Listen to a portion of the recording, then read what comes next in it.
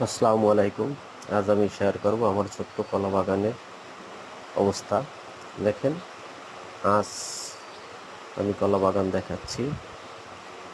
অনেক ভারী বর্ষণের কারণে আজকে আমার কলা বাগানের এই অবস্থা, পানিতে ভরে গেছে। এতে কলা বাগানের ক্ষতি হবে কিনা জানি না, তবে এখন পর্যন্ত আমার প্রতিটা গাছ সুস্থ আছে এবং সুন্দর আছে। মাছও ঠিকঠাক আছে, তেমন কোনো প্রবলেম নেই।